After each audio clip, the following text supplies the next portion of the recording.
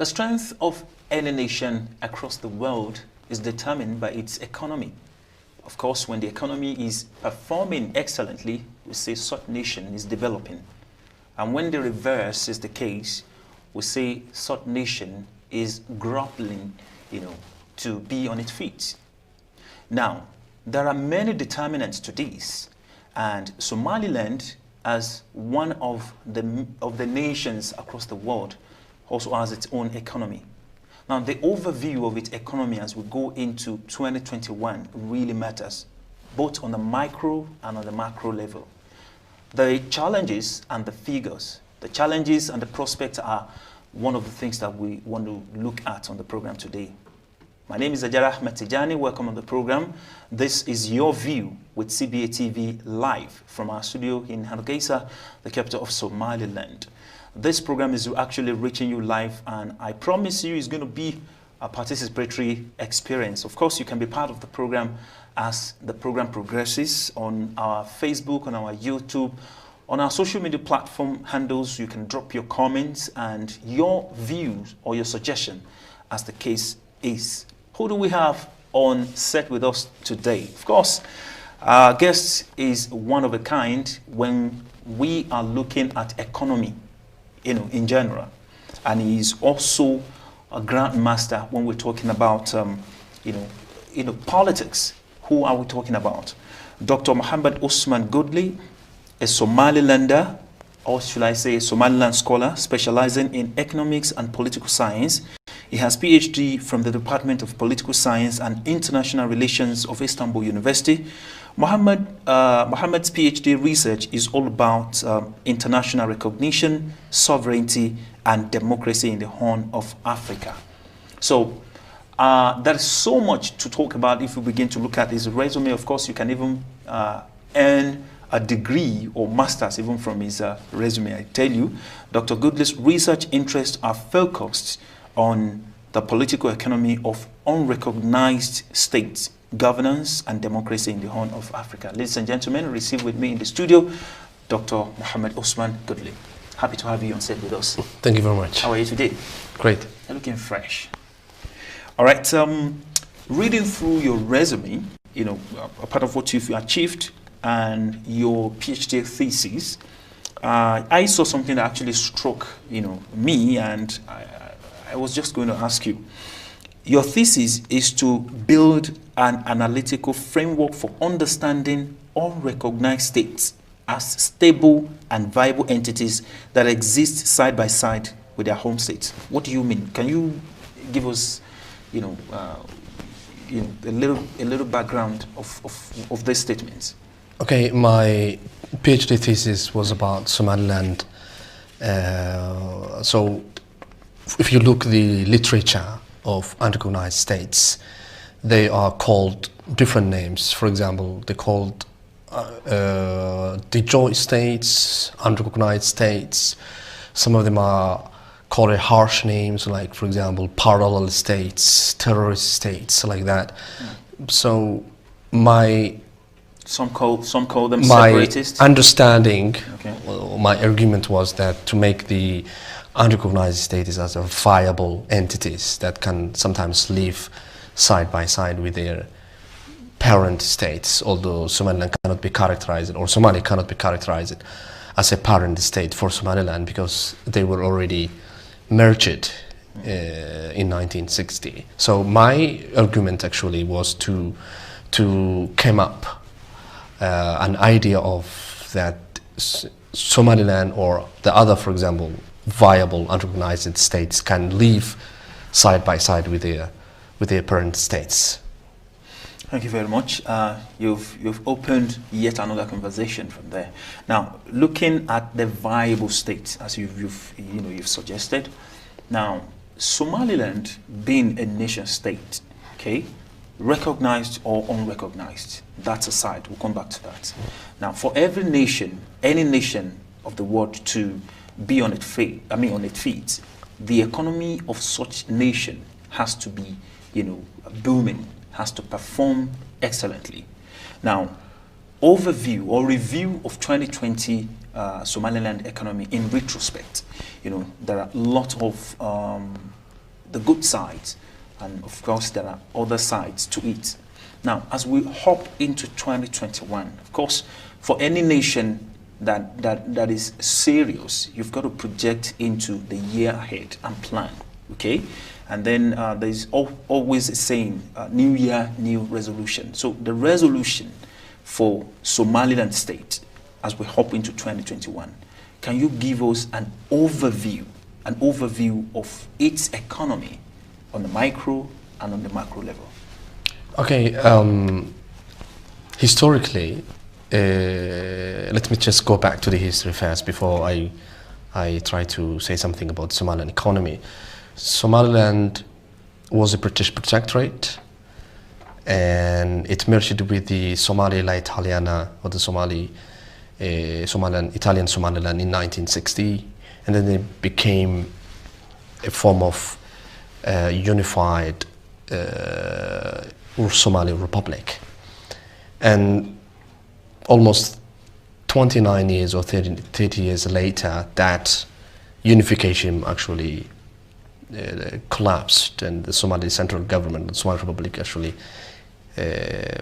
collapsed. And then in 1991, Somaliland people came together to create and to try to restructure and rebuild Somaliland. And then the economy was also, not only the political side, but the economy was also was built at that time. There were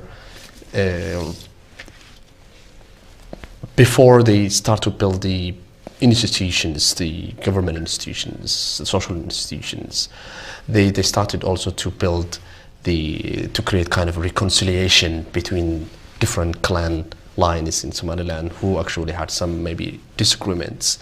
And then later on there were some clan conferences, and then there were different administrations, from the first Abdurrahman Tour's administration, and then Igali's administration, and then later on there were some other also administrations till to this one, Musa Bihi's administration.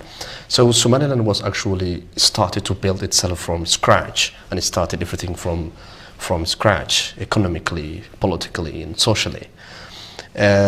So if you just try to go back to your question, which was actually to make an overview about Somaliland economy, Somaliland is one of the poorest countries in the world. Actually, the fourth poorest country in the world, with a very low GDP per capita, which is almost maybe less than $400, which is one of the lowest in the world.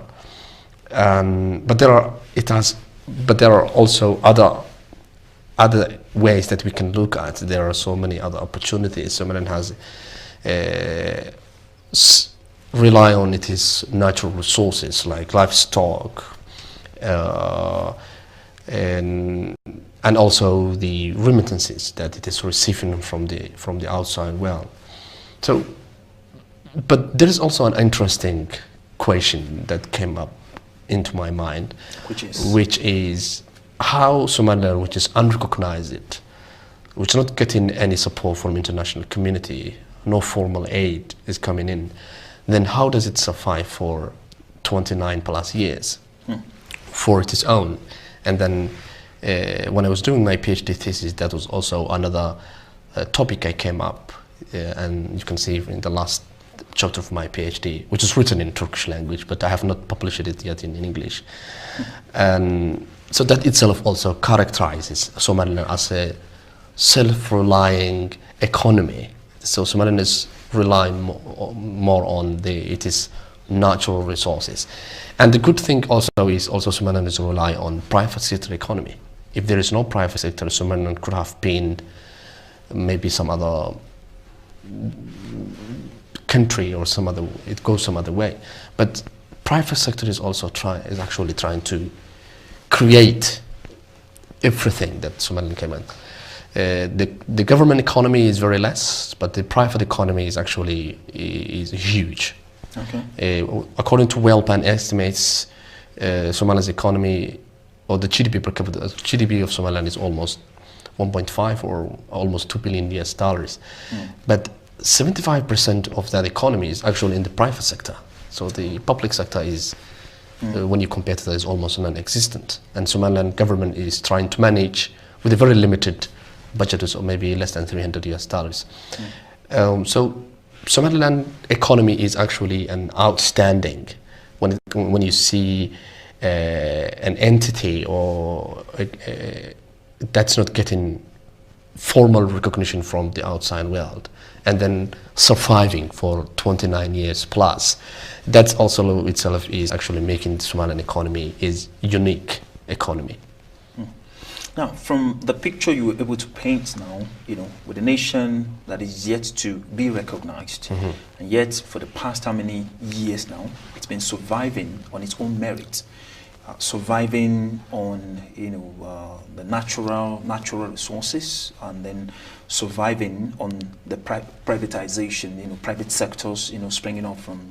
So, with that kind of economy, would you categorize it as a capitalized economy or free economy? Which category can we put it now? From my personal experience and from my understanding and studying economics for the last 10, 11 years, I characterize Somaliland economy as a more on capitalized economy. And it's because it's more on, we cannot say Somaliland economy is kind of more a centralized economy. It's more on kind of free economy based on what we call in economics laissez-faire, which is actually that everybody's doing their own with no government involvement. The only thing that the government does is actually taxing those economies, and the taxing is also maybe have some poor mechanism, and tax collection is not that much effective in Somaliland these days. But everything is just run. According to different studies, Somaliland doing business is actually very considerate when you compare to some other countries in the Horn of Africa. Doing business in Somaliland is very effective, and it's no other. I can say there is no more restrictions in that. You can start your own business, you can create your own company. But in some other countries, if you compare to, for example, some other Eastern African countries, it might take some years or months to get a license, business license.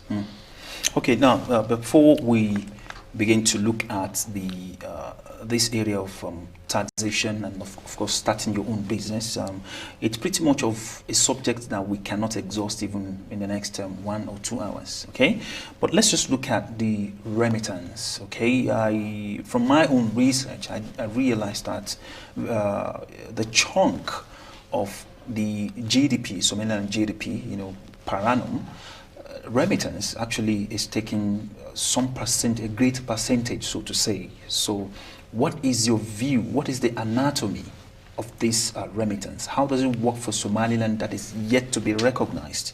What is the link between the world and this unrecognized nation state, vis-a-vis, what the nation is generating, yearly? According to different estimates and different studies, the remittance received of Somaliland is estimated almost around $1 billion per year, which is a very significant number of money received from the outside world, which is mostly money sending by Somalilanders living abroad, maybe in the European countries, in the US, in Canada, or maybe in the Gulf states. So that itself, I can say, Somaliland economy has been built with remittance. If there is no remittance, then the Somaliland economy would have been actually nothing. Not only I can say from my own studies in the Somaliland economy, we can say the Somaliland economy survived through 3 major different sectors. Okay. Remittance is one of the most significant one, livestock, and then we can say private sector economy, which is an internal economy creating in Somaliland. And the question of how does this unrecognized economy survive is actually also another academic question that may might take for a long time to study. But these three, areas. Components, okay. So I don't have any a percentage estimate of how much Somaliland, but according to different studies, almost $1 billion US dollars is coming from abroad, which is actually a huge number. And mostly the business sector, or let's say private sector, which is created by maybe Somalilanders who came from abroad and then came back to the country trying to build up, is also kind of, so you see the businesses created for the last 10-15 years are mostly created by diaspora people from from outside, which are Somalilanders, maybe living in the US, Canada, Europe, and some other countries also. It's a good thing that the economy is such a free economy, capitalized economy, that people don't really have to go through the thick and the thin of the process of having to acquire a license before you begin this. Individuals, group of individuals are springing up with different ideas, and different businesses, different companies are springing up.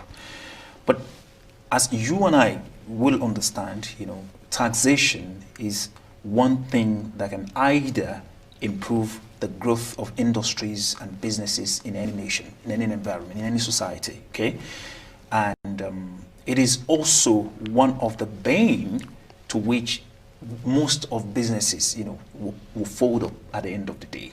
Now, I really understand that this can also serve as a factor to discourage, aside from the fact that, external, business people might also be skeptical about having to come over to establish business in Somaliland, for the fact that the nation is yet to be recognized. You understand? Nobody would they will be skeptical in the first instance. But for those people that are, doing it, for the the Somalilanders that have business ideas that may want to do it, and considering also the fact that tax or taxation forms a larger percentage of the revenue for the government, don't you think this is also affecting the lives and livelihood of the people in the country? The standard of living, I'm talking about the standard of living. For instance, I set up a business, let's say, to be producing this paper, and then I look for the money, and I just start the business, and of course the tax people come around, and then they come with all sort of taxes on me. Don't you think at the end of the day the masses would not bear the brunt?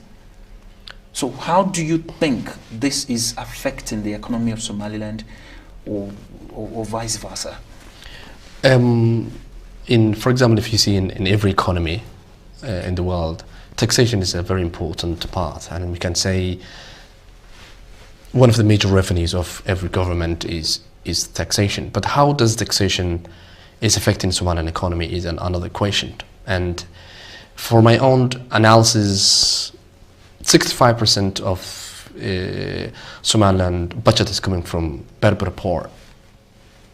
65% of the according to your own research? Okay. Yes, according to different estimates.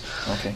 Almost 65%, and maybe that's also an official government figure. 65% of the country's economy, especially Somaliland budget, is coming from the Berber port. So you can see that. Let me take you by God. I read something from the site of Somaliland Ministry of Finance, with regards to the 2021 annual budget, and from a lot of it's a quite number of cumbersome tables, figures and explanations, breakdown, from this and that, and I was able to extract from some of their submissions or postulations that like over 60% of the revenue of the government comes from taxation. Does it conform with your own submission that 60% or over 60% is coming from a port of Berbera? I don't have the exact number, but in my own analysis, what I have known is that taxation is not that much effective in Somaliland. The government is not receiving all the supposed taxes that they should get. Big businesses are not paying taxes. as required. Maybe they're paying maybe overhead kind of numbers, but they're not exempt. So people are not actually, the people don't usually understand, or they don't have the government doesn't have the capacity to tax all. So taxation is also one of the major challenges for receiving Somaliland economy, and that also may be affecting. So there is a small number of revenues coming from the tax, which is a less number. But the majority, when I'm saying tax, I'm talking about the inland, or what they can say. Yes. But when it comes to for example, the Berber port or maybe some other customers, the government is receiving a very good tax. But the inland revenue is actually very less. That itself also characterizes that how taxation is not actually supporting in Somaliland economy. But the government is trying to at least create the legislations, the laws, and all these things people should understand. And it even introduced different types of taxes, including the sales tax, income tax, maybe some other also form of taxes have already been introduced for the last 3-4 years. But it needs actually another arrangements. Okay, we might get to the prospects. Okay, we're looking at it holistically, an overview of this of the economy and some of the challenges that that are bound. Of course, there are other areas to which we will still have to go, from livestock to agriculture and the rest of them. But before we do that, you're watching Your View with CBAtv, the voice of East Africa and beyond. And of course, we've been interacting with Dr. Mohammed Usman Goodley, who is a Somaliland scholar specializing in economics and political science. We'll go for a short break now. When we return, we still have our guest in the studio. Stay with us.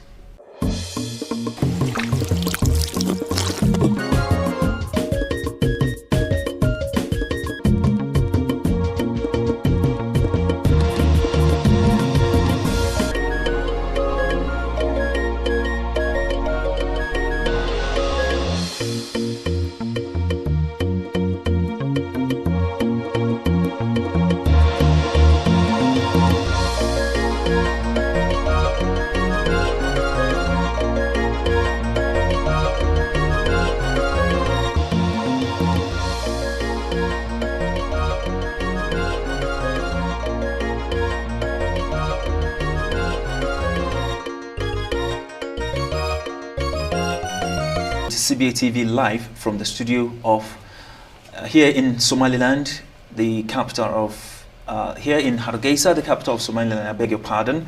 My name is Ajara Ahmed Tijani, and of course we're looking at overview of Somaliland economy as we go into 2021, and of course we're looking at the challenges and prospects. We still have with us Dr. Mohammed Usman Goodley. It's a pleasure having you once again. Thank you very much. Okay, before we went for that break, you talked briefly about the port of Berbera, to which the revenue of the nation is coming from. One of the major, I can say the backbone of the economy of Somaliland, according to what is being documented, is livestock. What is your view of this? Yeah, livestock actually plays a significant role in Somaliland economy, and it has also its own challenges for the last maybe 15, 20 years due to different reasons, and the Arabian countries who are mostly getting Somaliland livestock have already been banned, and then that affected also the local economy very much. So we can say that Somaliland economy will be nothing if there is no livestock production. That livestock itself is also having its own problems. And for example, there were several droughts. There were maybe some other also environmental change happened. That also will have a major impact on the livestock production. But let's say that Somaliland economy is mostly depending on the livestock. So livestock would be a great asset for Somaliland economy. Now, what's your conclusion, or what's your submission on the way these animals, these livestock, are being reared in this part of the world? You know, I have seen many documentaries across where, you know, in a region where drought has been experienced, you see people building colonies or ranch. But here, from the capital city of Somaliland, I get to see sheep around. You know, sometimes you see cows, sometimes camels from one corner to another. Sometimes even when you are driving, you know, these animals will just cross the road abruptly. More often times, this result into accident. You know. What do you think, or what's your take on this? I mean, livestock or animals who are living in the streets of the cities are very less when you compare to those who are living in the rural areas. So mostly the livestock which are used as a commercial or which are exported to Gulf countries are mostly from the rural areas. And do you know that Somaliland people, there are different studies or estimates saying that almost 60% of the Somaliland people are living in the rural areas. So that itself also an important way. So just few animals are not just living in the streets, but majority of them are actually. I just want you to pass a comment briefly on how to improve. You understand? I'm not saying they are not gotten from rural areas, or probably they are being deposited in the urban cities and, you know, whatever. But how do we improve this aspect of them, since it forms the backbone of the economy of the nation? So how do you think we can do it? How can we do it differently? Since the livestock is actually, livestock production is playing a significant role in Somaliland economy, then it is according to, and it's up to the institutions, like let's say government institution, the Ministry of Livestock should create a policy or strategy to adopt a new ways of implementing or increasing the livestock production, whether it is improving the lives of the rural livelihood, is creating a strategy to develop or to produce more livestock for the next coming years. So it's just not only the rural, and the rural community are also themselves having their own problems. Sometimes they're not getting enough rain, so droughts are coming back. No support from the government. They're not getting vaccinations for the animals.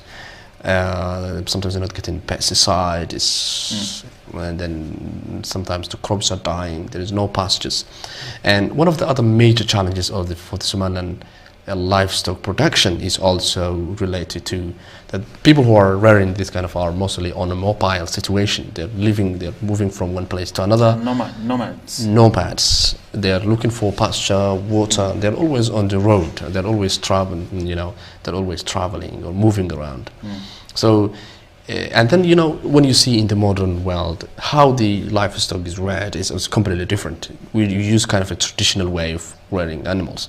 But if you have, for example, if you use the technology, if you use the food technologies, then you can use a very limited number of livestock with the maximum production. So those technologies should also be introduced in the Somaliland livestock production process. Okay. There are other areas. I'm afraid the time might cheat on us. Okay, let's just touch two areas and then we can wrap this section. Agriculture is one major factors of economic diversification. You know, I've known countries, nations of the world that majorly depends on gas. Some depend on crude oil. You understand? And for many reasons, when this economy or the market for this product, like gas or crude oil, falls, definitely it affects their economy. Now, in 2020, the adverse effect of pandemic that is ravaging across the world really affected, you know, and is still affecting many economies of the world, including Somaliland. Now, speaking of livestock now, it actually affected the export of this product. Mm-hmm. Now, how do you think Somaliland as a nation state can diversify in the area of agriculture and mining? What's your view on this?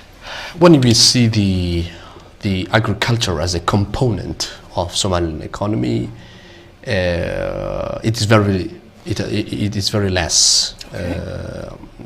There is no actually commercialized type of agriculture in Somaliland. Maybe the only places that people do agriculture production is more on for subsistence, for surviving. What do you think is the reason for this?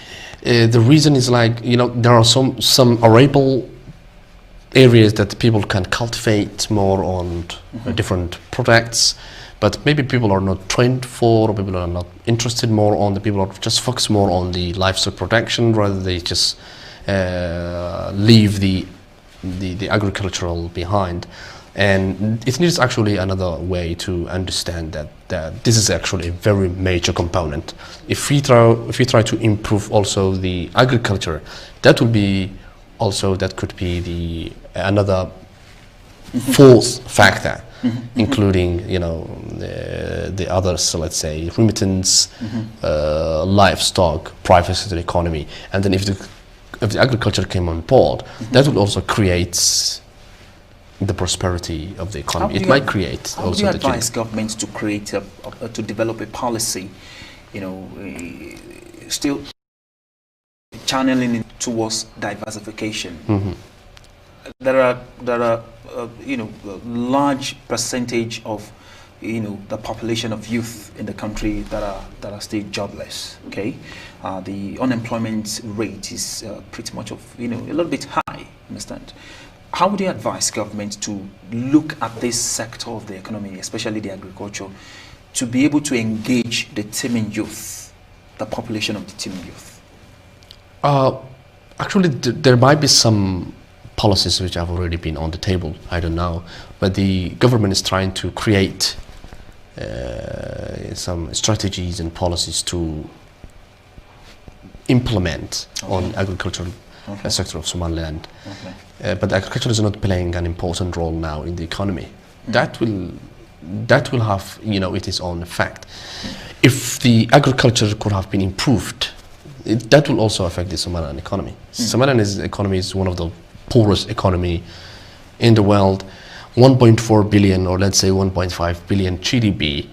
1.5 billion is just a very small economy. Maybe a company in Kenya, or maybe a company in some other East African country creates maybe 1.4 billion revenue. That might not even be enough for a country. Yeah, how the Somaliland is trying to manage, even if you see the budget itself, 280 million, let's say, or $300 million. How does the Somaliland economy would survive with $300 million US dollars?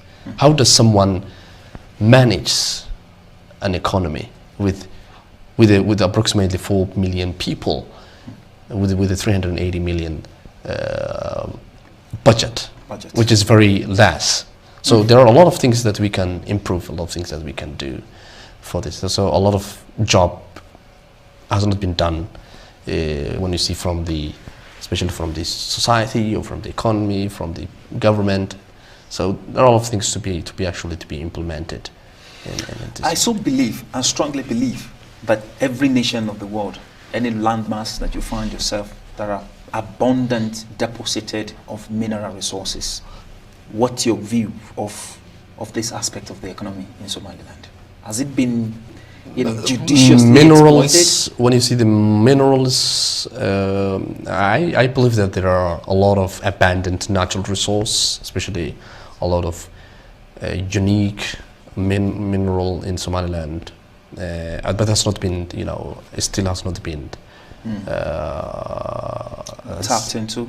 Yeah, there are a few companies, maybe they're licensed, with license or without license, or operating in Somaliland. Like Genel Energy? That's for oil exploration, I think, but I'm not sure whether they were dealing with the mining. They were working with the Ministry of energy, Okay. and they were dealing with the oil exploration Okay. for the last maybe 5-10 years. I'm not sure exactly.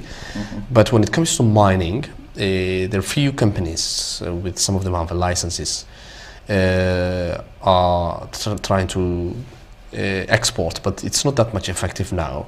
Maybe I don't know, due to licenses or due to technology, or copper, for example, is very abundant in Somaliland, which is one of the best qualities in the world.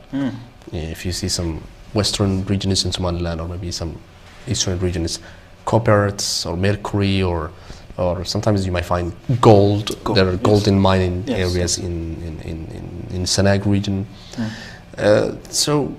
But there are a lot of, Somaliland is rich when it comes to natural resources, rich on